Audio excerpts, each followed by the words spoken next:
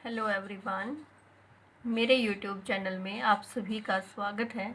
अगर आपने अभी तक मेरे चैनल को सब्सक्राइब नहीं किया है तो सब्सक्राइब करें, लाइक एंड शेयर करें और साथ में जो बेल आइकन है उसको दबाना ना भूलें।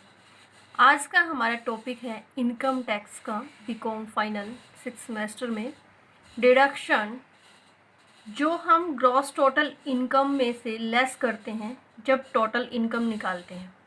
तो जो डिडक्शन हमें मिलती हैं जब टोटल इनकम निकालते हैं ग्रॉस टोटल इनकम में से, हम क्या करते हैं, हमारे पास जीटीआई होती है। जीटीआई में से हम डिडक्शन लेस करते हैं, जो डिडक्शन एटीसी से एटीयू के बीच में आती है। इन सभी डिडक्शंस को लेस करने के बाद हमारे पास आती है नेट इनकम। इसके ऊपर हम टैक्स लायबिलिटी की कैलकुलेशन करते हैं। तो इसका जो फर्स्ट है डिडक्शन वो है 80C। First of all deduction हमारी क्या है, 80C। 80C में कौन सी डिडक्शन हमारी आती है, contribution in life insurance premium and contribution in provident fund. हमने दो चीज़ देखनी है, एक तो लाइफ इंश्योरेंस प्रीमियम और दूसरा क्या है, प्रोविडेंट फंड में। अगर मान लो हम लाइफ इंश्योरेंस में प्रीमियम देते हैं, हमने कोई पॉलिसी बनवा रखी है, उससे रिलेटेड हम कोई प्रीमियम भरते हैं। दूसरा पॉइंट क्या होता है हमारा, प्रोविडेंट फंड। जो हम लाइफ इंश्योरेंस प्रीमियम के साथ दूसरा पॉइंट हम लेते हैं प्रोविडेंट फंड में। अगर मान लो कोई व्यक्ति प्रोविडेंट फंड में भी कंट्रीब्यूशन करता है तो उसके डिडक्शन भी हमें 80C के अंडर मिलती है। तो सबसे पहले हमें ये पता होना चाहिए कि डिडक्शन मिलेगी किसको। ये जो 80C की डिडक्शन है दो को मिलती है। फर्स्ट डिडक्शन किसको मिलती है, इंडिविजुअल। दूसरी डिडक्शन किसको मिलती है, फर्म को। यानी कि एक पर्सन को मिलती है, इंडिविजुअल को मिलती है, और दूसरी किसको मिलती है, फर्म को। इंडिविजुअल को हम अलग से पढ़ेंगे और फर्म को हम अलग से पढ़ेंगे। दूसरी बात आती है, पहला फर्स्ट पॉइंट हमारा क्या हुआ कि डिडक्शन मिलती किसको है। सेकंड पॉइंट क्या है, इसकी जो मैक्सिमम लिमिट है, हम कितनी डिडक्शन यहाँ से ले सकते हैं, उसकी मैक्सिमम जो लिमिट है वो है 1.5 लाख रुपए तक हम इसकी डिडक्शन पा सकते हैं। भुगतान की गई या जमा की गई राशि पे ही हम डिडक्शन पाने का अधिकारी होते हैं। अगर अभी तक हमने कोई कंट्रीब्यूशन नहीं किया, कोई प्रीमियम पे नहीं किया, तो उसके लिए हम डिडक्शन नहीं पा सकते। जो हमें डिडक्शन मिलेगी ओनली पेड बेस पे ही मिलती है। ये हमें ध्यान रखना है कि जो डिडक्शन मिलती है हमेशा पेड बेस पे मिलती है। उसके बाद अब हम इनको अलग अलग से पढ़ेंगे। एक व्यक्ति की दशा में डिडक्शन कैसे मिलती है।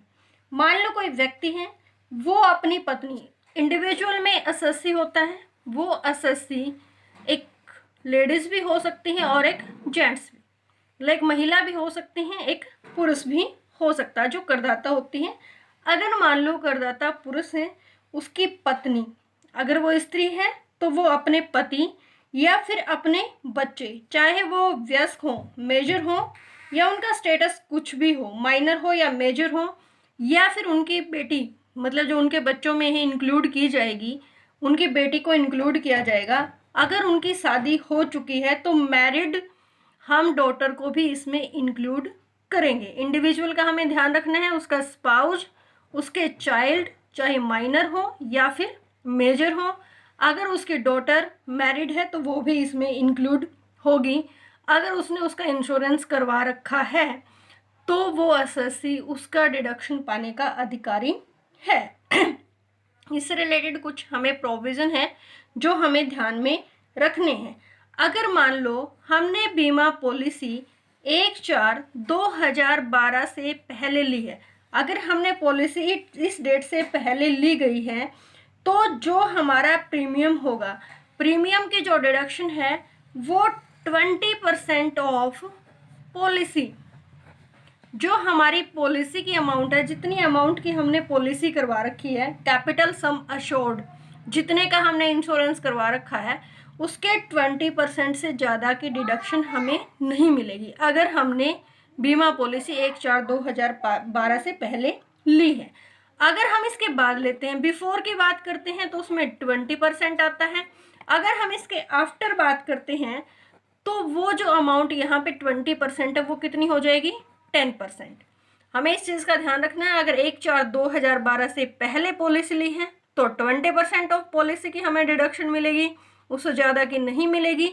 अगर हमने 1/4/2012 के बाद ली है तो मैक्सिमम जो डिडक्शन है वो 10% मिलेगी, उससे ज़्यादा की हमें नहीं मिलनी है। ये इस पॉइंट को बेस बना के हम इसका बिफोर और आफ्टर दोनों याद कर सकते हैं।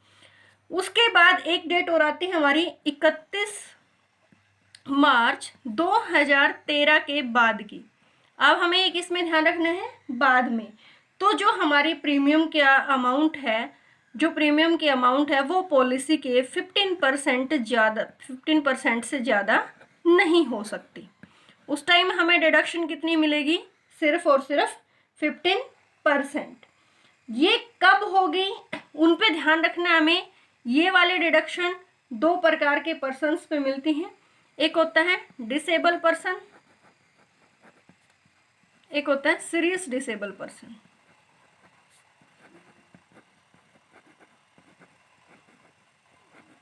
इसकी हमें एक डिडक्शन मिलती है 80D में मिलती है, हम आगे पढ़ेंगे, जो डिसेबल से रिलेटेड होती है।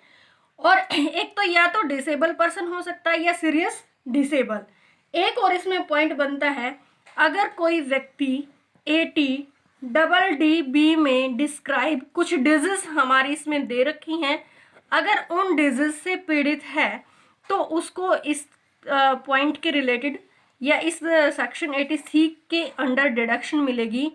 उसको अगर पॉलिसी उस व्यक्ति की या तो डिसेबल की या सीरियस डिसेबल की या 80DD के अंदर जो डिजीज हैं डिस्क्राइब की गई, जैसे कैंसर है, एड्स वगैरह हैं, तो वहाँ 5-6 टाइप की जो डिजीज हैं वो डिस्क्राइब की गई हैं। तो इन तीनों में से अगर किसी पर्सन की पॉलिसी करवा रखी है तो जो पॉलिसी की टोटल अमाउंट है उस टोटल अमाउंट का 15% से ज़्यादा प्रीमियम की डिडक्शन हमें नहीं मिलेगी।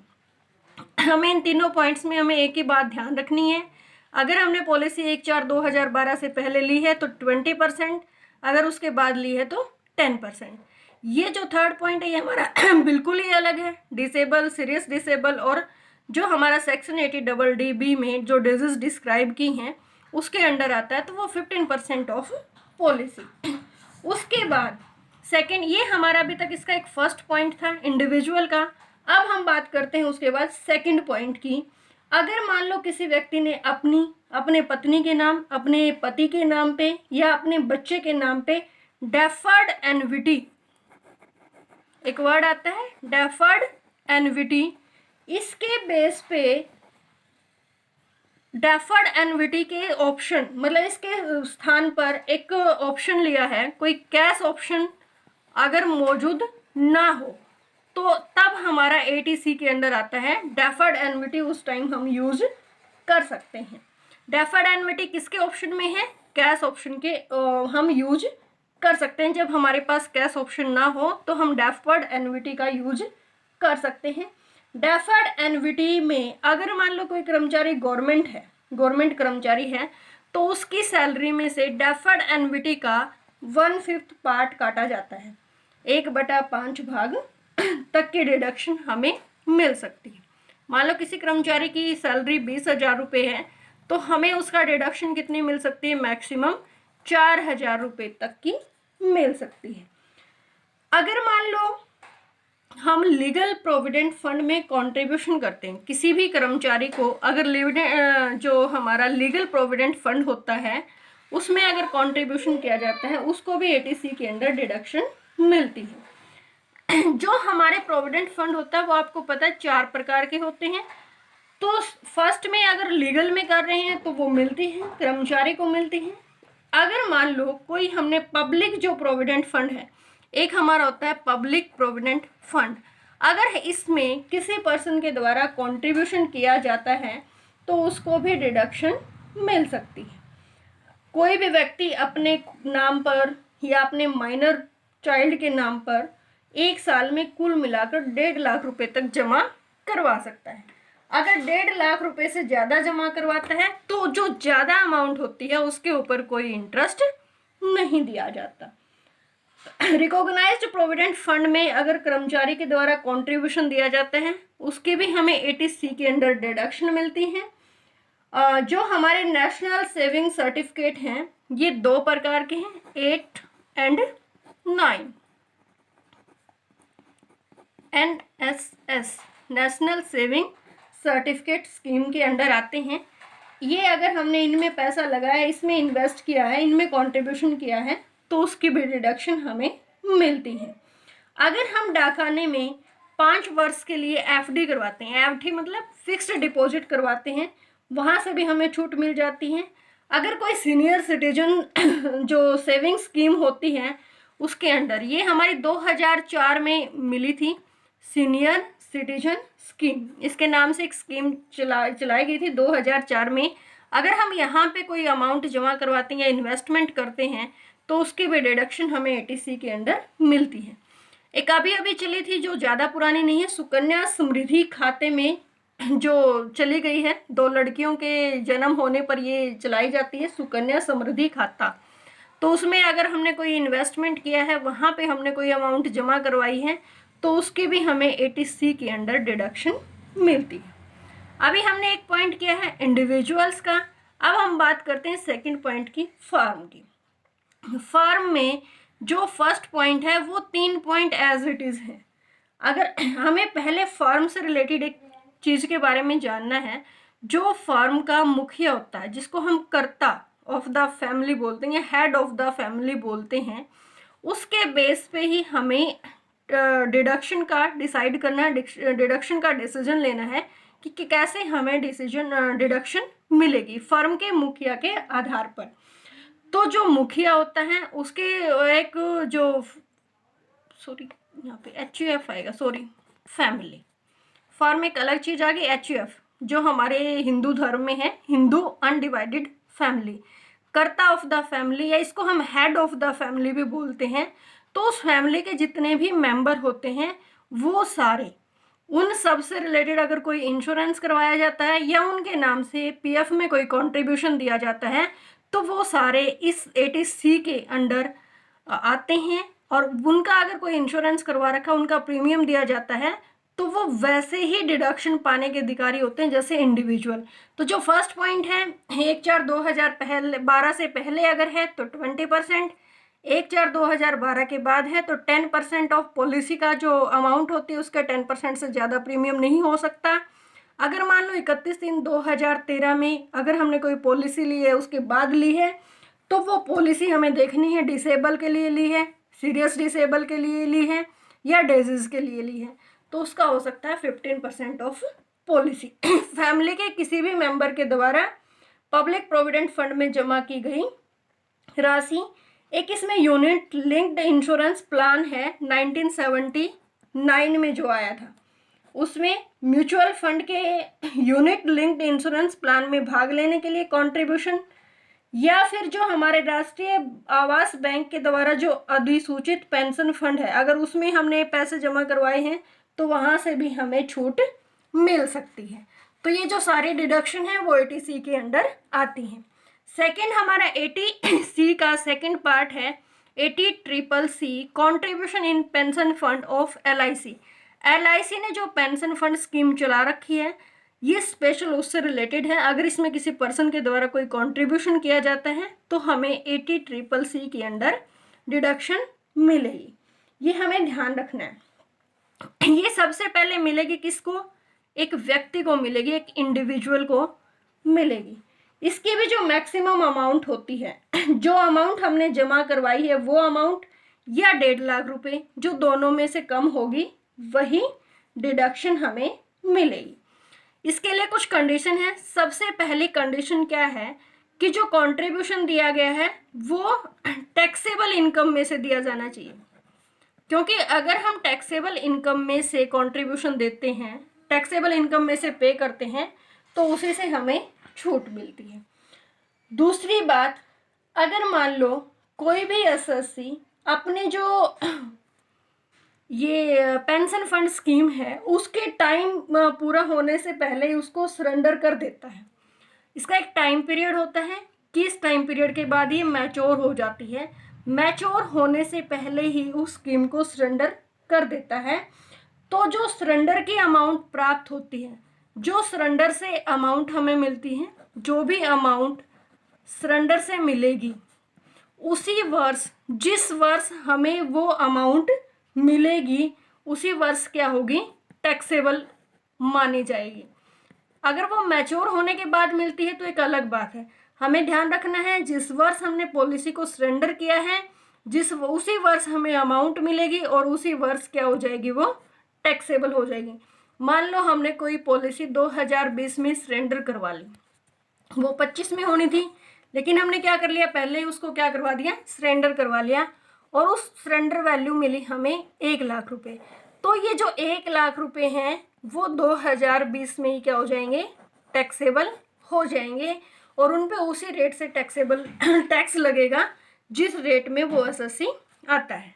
उसके बाद है थर्ड पॉइंट, जिस वर्ष ये अमाउंट मिलेगी उसी वर्ष क्या हो जाएगी, टैक्सेबल हो जाएगी। अगर मान लो 80C के अंडर हमें कोई डिडक्शन मिल जाती है, तो 80C के अंडर अगर हमें 1.5 लाख की डिडक्शन हमने ले ली, तो यहाँ पर हमें कोई डिडक्शन नहीं मिलेगी। इस चीज़ का भी हमें ध्यान रखना है। अगर 80C में हमारी जो लिमिट 1.5 लाख रुपए की अगर वो फुल हो जाती है, तो यहाँ पे हमें कोई डिडक्शन नहीं मिलेगी। उसके बाद है थर्ड पॉइंट 80CC। ये भी बिल्कुल पेंशन स्कीम है। ये किसकी है, सेंट्रल गवर्नमेंट की। ये किसकी थी, LIC की। ऐसे कर्मचारी 1/1/2004 से पहले, आप लोगों को पता होगा कि जितने भी गवर्नमेंट कर्मचारी होते थे जिनकी अपॉइंटमेंट 1/1/2004 से पहले हुई थी, उनको गवर्नमेंट पेंशन देती थी। लेकिन अब गवर्नमेंट ने क्या कर दी, पेंशन देना बंद कर दिया 1/1/2004 के बाद। तो सेंट्रल गवर्नमेंट ने उनके लिए एक पेंशन स्कीम चलाई है 1/1/2004 के बाद। तो वो अगर इसमें डिपॉजिट करवाते हैं, उसके लिए उनको डिडक्शन मिलती है 80CC के अंडर डिडक्शन मिलती है। सबसे पहले हमें ये देखना है कि डिडक्शन मिलेगी किसको। एक तो उस व्यक्ति को मिलेगी जो गवर्नमेंट का कर्मचारी, गवर्नमेंट एम्प्लॉय या फिर अदर एम्प्लॉय जो कहीं पर भी काम करता है, या तो सेंट्रल गवर्नमेंट का या स्टेट गवर्नमेंट का। दूसरा क्या है, किसी भी नियोक्ता के अधीन, किसी भी एम्प्लॉयर के अधीन काम करने वाला, या फिर कोई अन्य इंडिविजुअल भी इसमें हो सकता है। उसके बाद है, ये तो डिडक्शन मिलेगी किस किस को, 3 पर्सन्स को हमें ध्यान रखने हैं, गवर्नमेंट एम्प्लॉय, प्राइवेट एम्प्लॉय, और अगर कोई अदर इंडिविजुअल है उसको भी ये मिल सकती है। उसके बाद ये किसके रिलेशन में मिलेगी, हमें किसके रिलेशन में डिडक्शन मिलेगी, जो अमाउंट हम इस पेंशन स्कीम में जमा करवाएंगे, जो भी अकाउंट हम यहाँ पे जमा करवाएंगे, उस जमा के संबंध में हमें डिडक्शन मिलेगी। कितनी अमाउंट की मिलेगी, हमें देखना है कि जो पेंशन अकाउंट में हमने अमाउंट जमा करवाई है, amount deposit in pension fund और 10% ऑफ सैलरी, 10% ऑफ सैलरी। अब हमें इस चीज़ के लिए ध्यान रखना है कि जो अमाउंट डिपॉजिट हुई है पेंशन फंड में, हमें वो देखनी है, या फिर जो हमारी टोटल सैलरी है उस सैलरी का 10%, उन दोनों में से जो भी कम होगा, विच एवर इज लेस, उसकी हमें क्या मिलेगी, डिडक्शन मिलेगी। हमें इस चीज़ को ध्यान में रखना है, या तो जो अमाउंट हमने जमा करवाई है या जो सैलरी का 10% है, उन दोनों में से जो कम होगी उसकी हमें डिडक्शन मिलेगी। उसके बाद 80C, 80CCC और 80CCD। अब इन तीनों को कंबाइन करने के लिए एक सेक्शन हमारे पास है 80CCE। ये अलग से कुछ भी मेंशन नहीं करता, बस ये क्या मेंशन करता है, 80C plus 80CCC plus 80CCD। इन तीनों के अंदर जो डिडक्शन मिलती है, इन तीनों के अंदर जो डिडक्शन मिलती है उसका टोटल 1.5 लाख से ज़्यादा नहीं हो सकता। इन तीनों सेक्शन के अंडर हम 1.5 लाख से ज़्यादा की अमाउंट की डिडक्शन नहीं ले सकते। Thank you.